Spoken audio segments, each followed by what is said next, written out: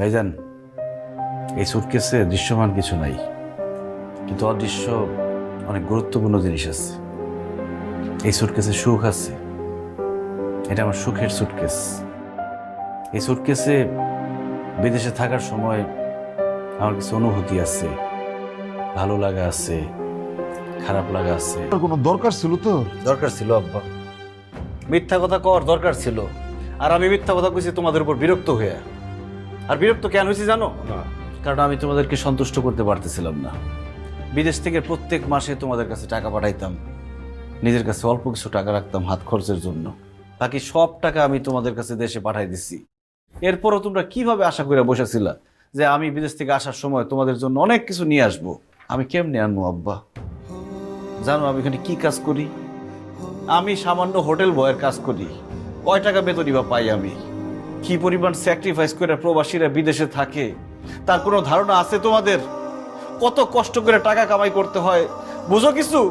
তারপরও তো আমি যা পারছি তোমাদের জন্য আনছি, আমার সাধ্যে যা কুলাইছে তাই আমি তোমাদের জন্য আনছি। কিন্তু তোমাদের মন ভরে নাই, তোমাদের আরো চাই। তোমরা তো এখানে তাজা তাজা খাবার খাও, আমরা এখানে কি খাই জানো? সপ্তাহে একদিন রান্না করি, ওই খাবার গরম করে করে খাই, ফ্রিজে থাকে, ফ্রিজের খাবার খাই আমরা। খরচ কমানোর লেগে যা যা করা লাগে সেটা করি আমরা।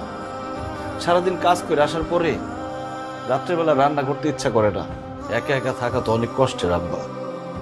তোমরা তো এখানে খাও না খাও, ভালো খাও খারাপ খাও, সবাই একসাথে আসছো, একসাথে একজন আরেকজনে দেখতেছো।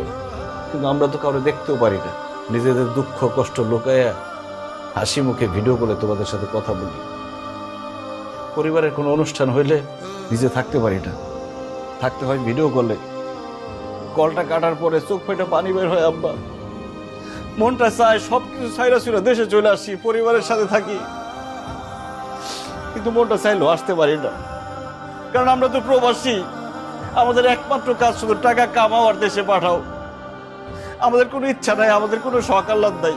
আমাদের চিন্তা করতে হয় দামি দামি গিফট কিনতে হবে, সবাইরে খুশি করার জন্য জিনিসপত্র কিনা দেশে ফিরতে হইব, তাহলে তো কেউ আমাদের ভালোবাসবো না, খুশি হইব না দেশে ফিরলে। তাই ওই দিন জিদের বসে বলে ফেলছিলাম সুটকেসে অনেক কিছু আছে। সবাই তো ভাবছে সুটকেস ভরা মানে স্বর্ণ ডলার। সবার আগ্রহ এই সুটকেস নিয়ে, আমার নিয়ে কারোর মধ্যে কোনো আগ্রহ আমি দেখি নাই। এসব আমি বুঝি। বিদেশে আমি কেমন ছিলাম, কেমন স্ট্রাগলের মধ্যে ছিলাম, এটা খালি আমি জানি আর আমার আল্লাহ জানে। মামা, ওরে বিদেশে তুই কত কষ্ট করছিস, তুই সে টাকার পরে আমাকে সবারই লোভ, কিন্তু আমি মা হইয়া কেমনে লোভ করতে পারলাম?